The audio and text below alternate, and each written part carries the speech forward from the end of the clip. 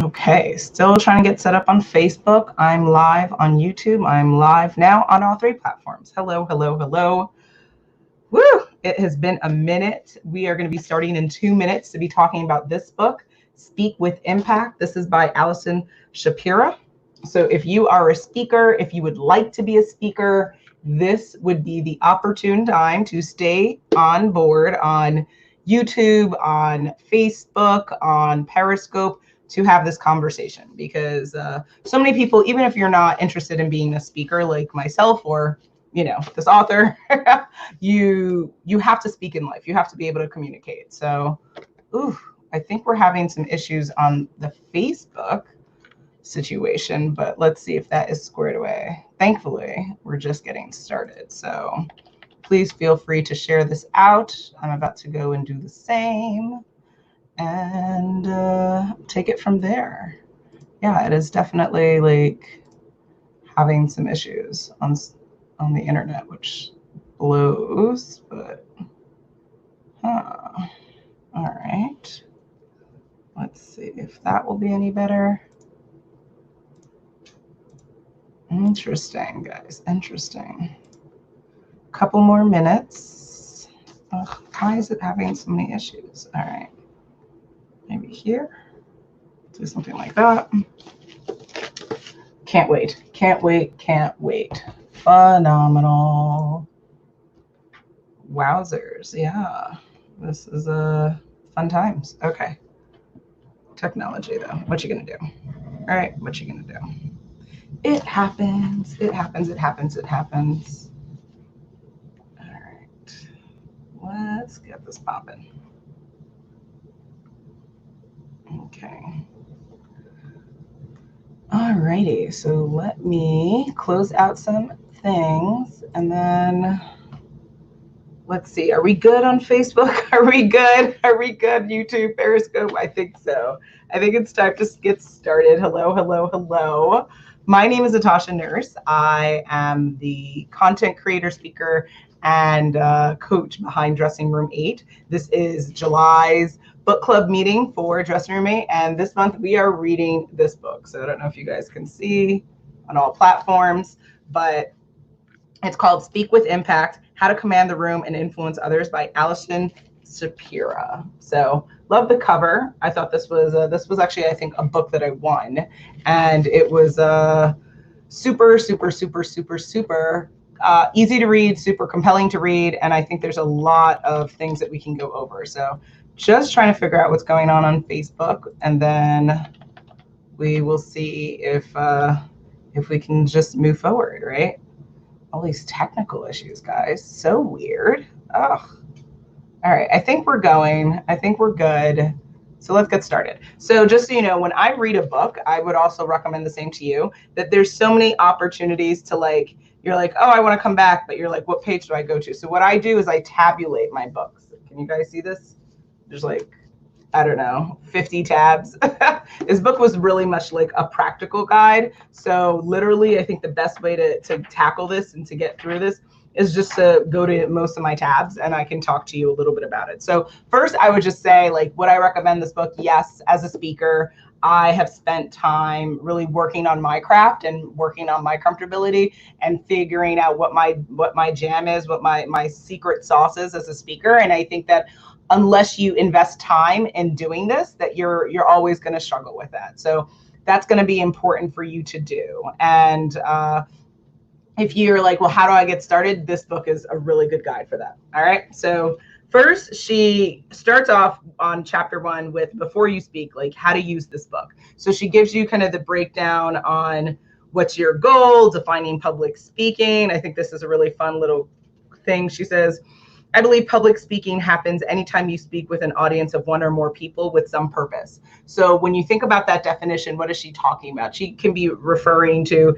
anything to the idea of a conference call, a Zoom conference with your girlfriends. It could be something at your job. It could be something for your business, right? So public speaking is actually done by most of us. It's just we don't consider it that. So that's, I think, just an eye-opening approach to saying, hey, this is this is what you need to do to think about the situation. All right. So A, what do we take away from that? Everyone's doing public speaking. Stop saying you're not a speaker, because you are. Now, you know, she talks about like why we do this all around the world, right? So it's not just like, oh, this is America, oh, this is India, oh, this is China. Like everyone everywhere is having a conversation with one or more persons with some purpose, right? So this is a global thing that we can all take a part of. She has a question, and I love books that do kind of, I'm working on a book as well, and this like question answer format. I think that's super helpful for just kind of distilling information quickly, easily digestible. So a question she has posed is public speaking about substance or style? Public speaking is not about dressing up a boring message with jazzy hand gestures or a charming smile. It's first and foremost about crafting a compelling message that resonates with you and your audience. Then it's about delivering that message in a way that engages your audience's attention by using body language and eye contact that enhance instead of distract from the speech. It's about both substance, style, content, and delivery. So there you go. If you ever wondered the answer to that question, there you go. Plain and simple. She has a section about finding opportunities to speak. So that's super cool. And for people who aren't aware of that, I will tell you, speaking opportunities are all around you. You can pitch libraries. You can pitch your local church, organizations, sororities, fraternities. I mean, if you want to speak and if you have a message to share with the world, it's just really up to you to get out there and figure out how to do that. So if that's something you're interested in, I'm also happy to give you guys my tips, things that I've done to garner speaking engagements. What do you need to do? Go to dressingroom8.com, schedule a time for us to have a strategy session, and just kind of say, I'm interested in being a speaker. I'm interested in enhancing my speaking opportunities. I'll kind of give you a little bit of a blueprint that you can follow for yourself. She goes into talking about TED Talks, which if you're interested in that as well, who isn't? Some history there, which I thought was important. Now, when preparing to speak, she says there's like 3 really important questions to ask yourself. So what are those questions? 1, where will you be presenting? Is it a conference or meeting? Where geographically will it take place? Imagine the venue and the setting to put yourself in the minds of your audience members. 2nd, when will it take place in the overall agenda? If you are the first speaker of the day, your energy will set the tone for the entire day. If you're the last speaker of the day, you have to keep up the energy in front of a tired audience who wants to leave early to beat the traffic and go home. We'll talk, she says she'll talk about that in chapter 5. So there's that. And then who else is speaking? If you're speaking on a controversial subject, will other speakers refute your point of view? Conversely, how can you differentiate yourself from other speakers at the conference? So the key thing to take away there is that when you are speaking, it's not just you in a silo, in a vacuum, right? But that you have to be cognizant of the environment. Who are you speaking to? What is your purpose? Where do you fit in the day? What is the context of the conversation, right? There's a lot that's going into putting this all together to make sure that the delivery is what you want it to be. So stuff to think about. She then breaks down those questions in further detail of like, who's the audience, how to make it resonate, all that good jazz. So again, Speak with Impact, Allison Shapira. You can go to dressingroom8.com. It's on the homepage. You can get the copy of the book right there from Amazon. It will be very, very, very, very helpful. Now, she talks about ways that you can make yourself kind of resonate more. I think I mentioned that already, but just wanted to rehash that.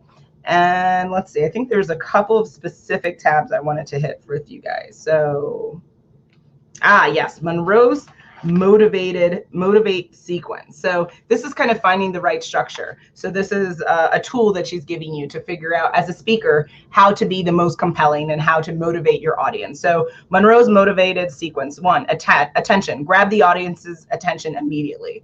So you can do this with a multitude of things. What you say, how you appear, if you do a joke, right? The context you bring right out the gate will either capture people or it won't. So, you know, think about that and how that pertains to the messaging that you have out in the world. 2nd, need or problem. What is the problem you're addressing? So what is the issue that needs to be addressed here, right? We're not just talking for talk's sake, but there has to be something that we need to talk about. And then what would the next thing be? Satisfaction or solution. What is the solution you're proposing? 4th, visualization. What will the world look like if you are successful or unsuccessful? Paint a picture. Action, what is your call to action for the audience? And those are the 5 things. So attention, need or problem, satisfaction or solution. What is the solution? The solution you are proposing, visualization and action. All right, guys. So she breaks that down. I thought that's a really simple kind of thing to remember. She also has something called the first 8 seconds. So let me read to you a little bit about what that's about. All right. So I once interviewed a venture capitalist named David Wells, who was a partner at Kleiner, Perkins, Caulfield, and Byers. As I prepared to coach a group of entrepreneurs on their pitches, I asked David what he was looking for when listening to a pitch, since he listens to hundreds of pitches and makes decisions that affect millions of dollars. He said something I will never forget. David said, within the first 8 words, I've decided whether or not to keep listening. I paused, unsure. I heard right. 8 words, I repeated uneasily. 8 words. He responded firmly. What are you looking for in those 8 words? I finally asked. He replied, the core innovation. If it's not in the first 8 words, it's probably not there. Wow, that's fascinating. First 8 words that you say, is there innovation? Wow, that's so interesting, right? Does it sound unfair that someone would give you so little time before making a decision about your future? I agree with you, but let's step back to look at David's larger point. The first sentence of your presentation is critical, especially if you're speaking to an audience that doesn't know you and that is listening to dozens of other people just like you. A couple of years after that meeting with David, I was on a flight from Washington, D.C. to Sarasota, Florida, and sat next to a professional comedian. Tim, the dairy farmer, speaks at agricultural conferences around the country. Fascinated by both his line of work and his specialization, I peppered him with questions about his technique, his strategy, and his experience. He said something that made me recall David's point years before. Tim said that when he walks on stage, he has to bond with the audience within the first 8 seconds of his act. He sets the mood for the entire show in those first 8 seconds. If you walk on stage looking nervous, then the audience will feel nervous. If you smile, on the other hand, it invites your audience in. In fact, his goal is to make the audience laugh every 8 seconds throughout the entire show. While the average adult attention span is up to 20 minutes, continuous attention spans can last as short as 8 seconds. Those 8 words were starting to look less extreme and more logical. So in the first 8 words, in the first 8 seconds that you have with your audience, whether we're talking about a boardroom, whether we're talking about your employees, whether we're talking about your colleagues, your business partners, what are you going to say in those first 8 seconds? Are we going to show up in a way that shows that we are not ready for the conversation, that we don't know what we want to say, we don't know what we want to get across, or are we going to show up in a way that presents power, that presents presence and says, hey, this is what I have to say, tune in and don't tune out, right? Very good stuff. I really like that. I like that anecdotal story. I think that that's super, super, super, super, super simple and easy to remember. First 8 words, first 8 seconds. What you gonna do?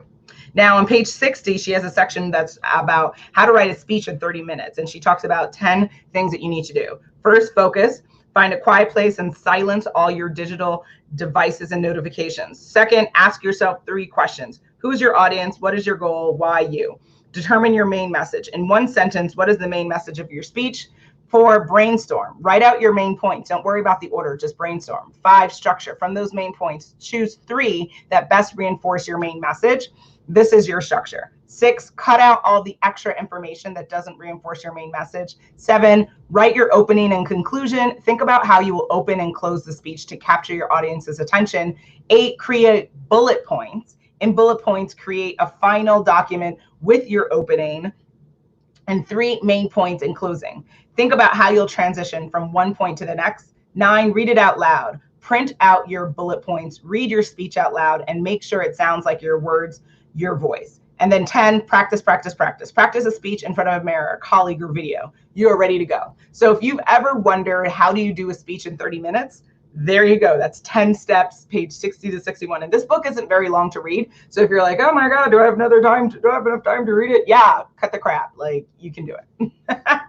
Now, she goes over the power of persuasion. And I think this is something probably you may have heard in college, maybe in the psychology course, something like that. Let me share with you what she wrote. So thousands of years after it was written, we continue to reference Aristotle's Rhetoric and the 3 modes of persuasion he describes. He writes that speakers persuade an audience through a combination of 3 elements: ethos, logos, and pathos.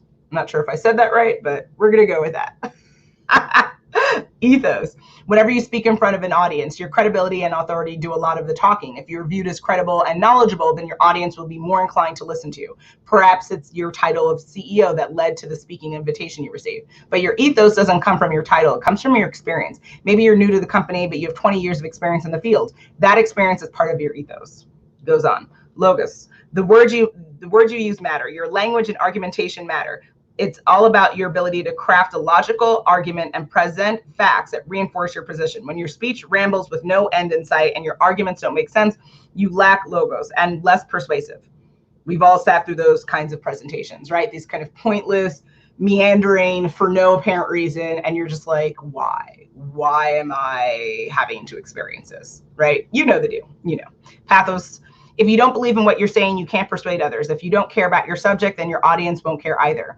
This isn't about the content. It's about your passion for or interest in the content. Pathos appeals to people's emotion, and emotion is a very strong persuasive element. I mentioned earlier that a speech is an opportunity to build a relationship of trust with your audience. We do that by showing that we are real people with real emotions. Emotions are universal. No matter which country you live in or what language you speak, everyone can relate to feelings of fear, love, hope, or loss. Telling a personal story is one example of using pathos. Using the audience to imagine a vivid scenario is another. After describing statistics to illustrate a trend, a single story can make those statistics come alive with meaning. So what is that kind of speaking to? So that's the idea of like, maybe you're speaking about like you're bringing awareness about an issue, like maybe someone you loved in your family or in your life died from drunk driving.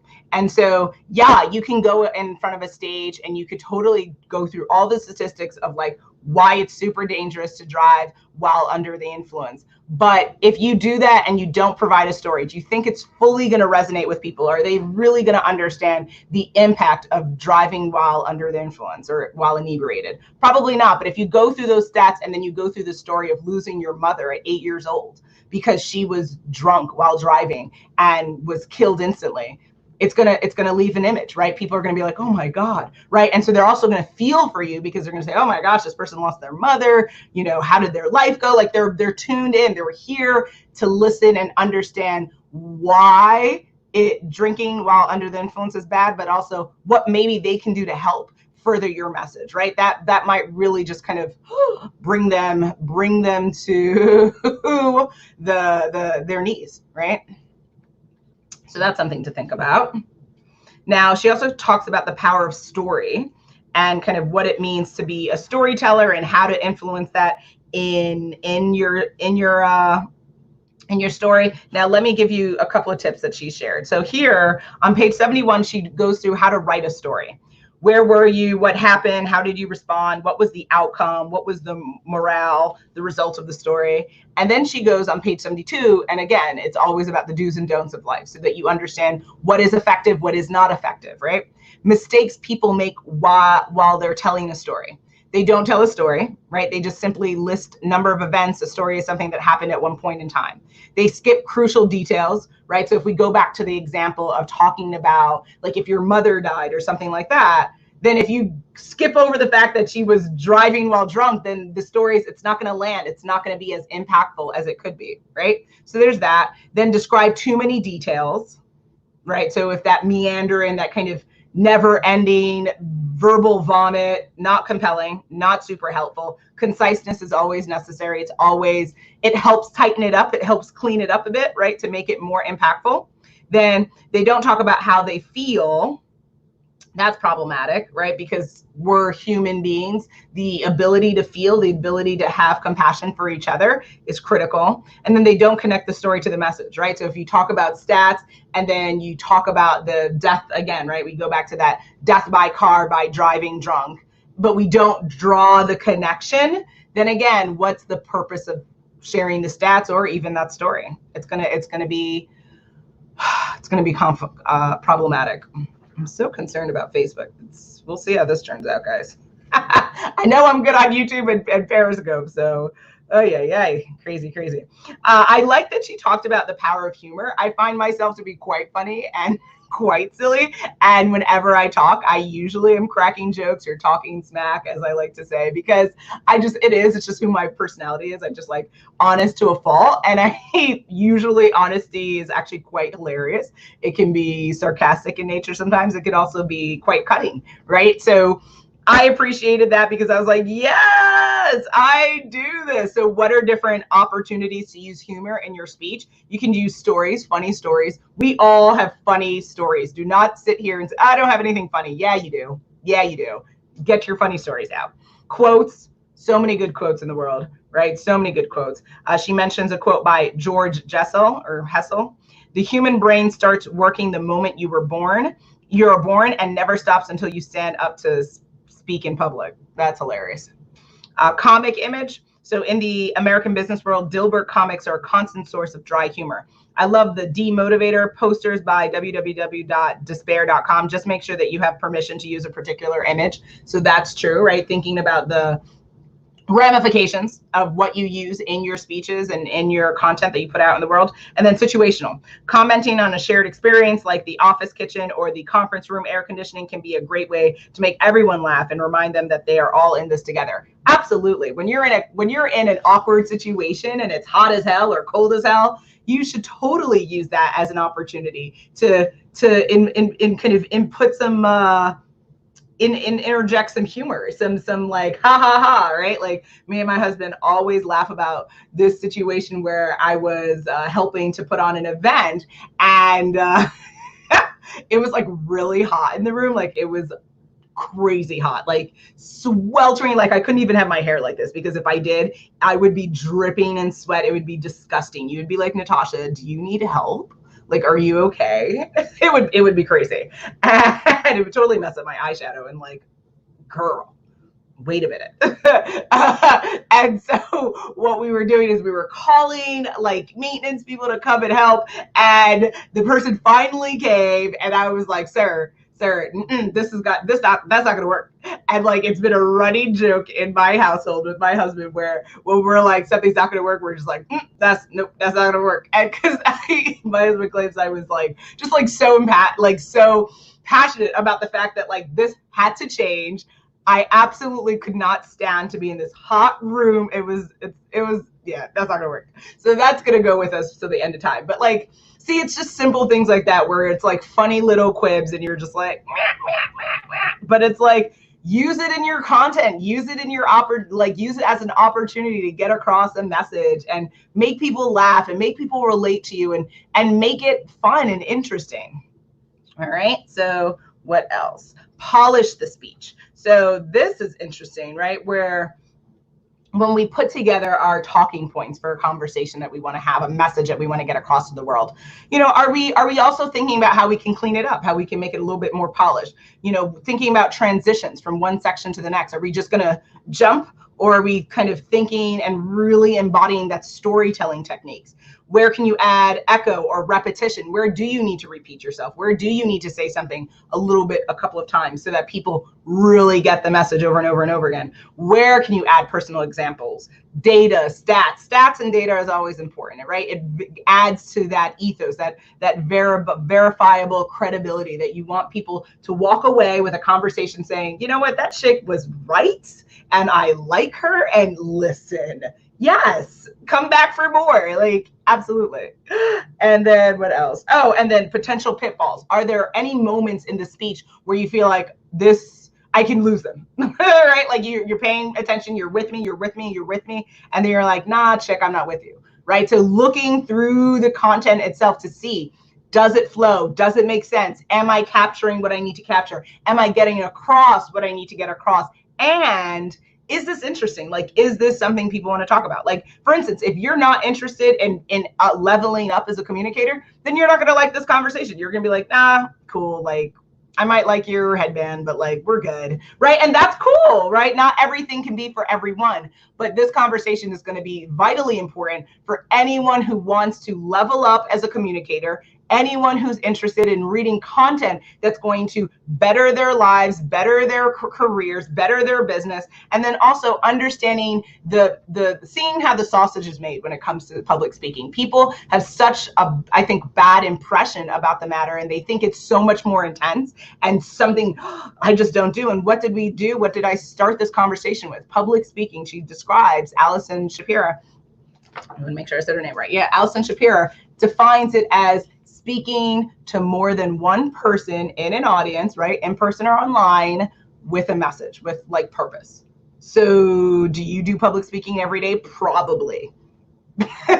Probably, right? This is an act of public speaking right now, right? So you have to really think about, well, okay, so this is public speaking. So how can I be better at it? How can I improve? Myself included. I'm always looking for ways to improve as a content creator, because I want to make sure my message lands. I want to make sure it resonates and that I'm giving to my audience what they need, right? So things to think about. All right, ways that you can use your audience, like in the presentation. That's always, and use meaning like interact and engage. That's what I mean by that, so that we're clear there. She talks about engagement with your audience. So things to think about, like from the content to the delivery to the energy, the visuals, dialogue. For me, I'm a high energy person. I'm a high energy speaker. So my like pet peeves are always when I hear people who are like lower energy or aren't as passionate. Like Pathos is like that. I'm like big on that. Like that's, I think, part of my secret sauce as a speaker, but everyone's different. So you have to figure it out. Not everyone's at a 10, and I get that, that's fine. But my whole thing is you want to make sure, like, is this something that you would want to entertain? Because like for me, I'm not interested in hearing, hi, my name is, you know, Dan. I come here to, nope. Or the fun things that kill me, Nation, right? Hi, my name is, and I came to, what? What? Just speak. And why do people do that? Nerves, right? This lack of confidence, this lack of self-awareness. And all you can do is just take breaks. You don't have to, Nation. Hi, my name is, I like to, okay. Right? I say like and those are mine, but I feel like those flow a little bit better. But is like a, like it's every time I hear it, it's like, like I can't. I absolutely, and especially even double ums, which is really, I don't know if you've heard that one, guys, but hi, what? No, just no. We can do better.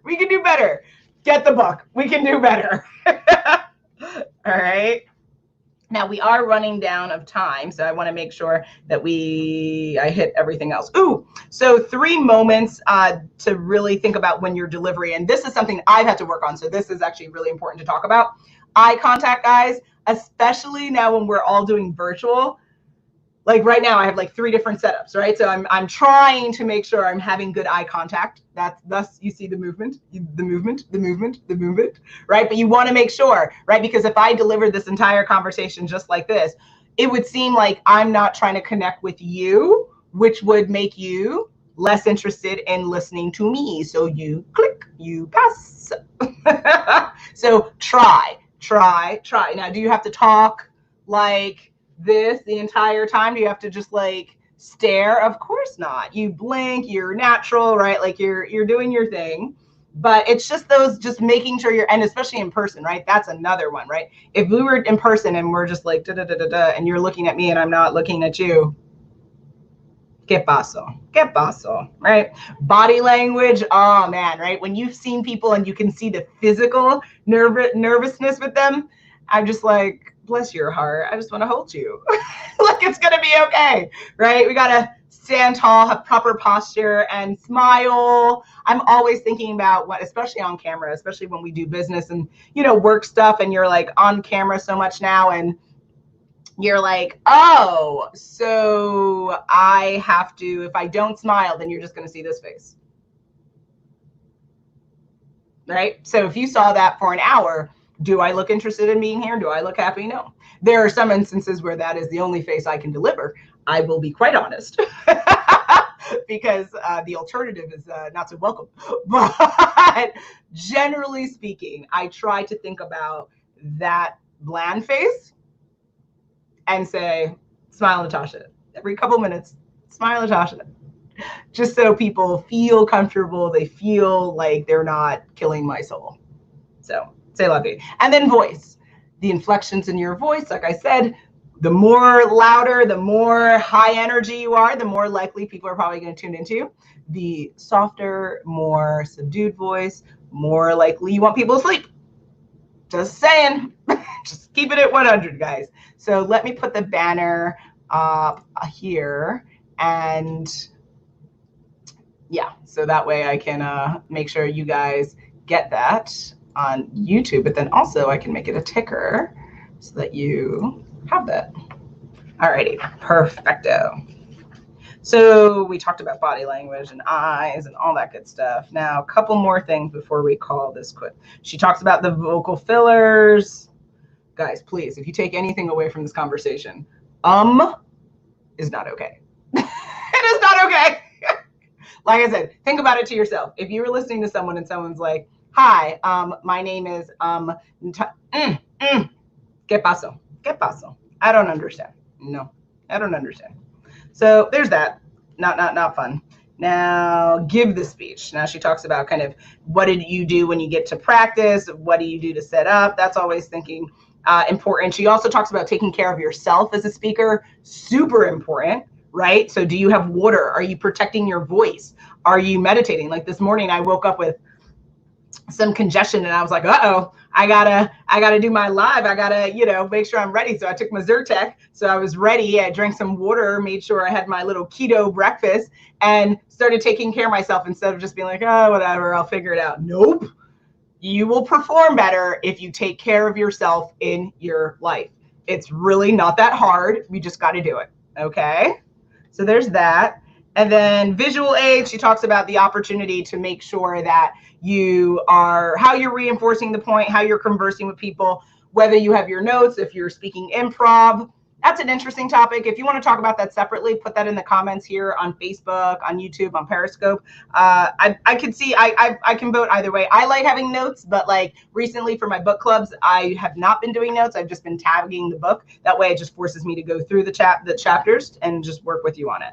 And then how to use slides effectively. That's something important that people definitely, there's rhetoric around don't use slides, do use slides. So again, if that's something you want to talk about in a greater detail, put it in the comments here, Facebook, YouTube, Periscope, so that I can come back and address those for you guys.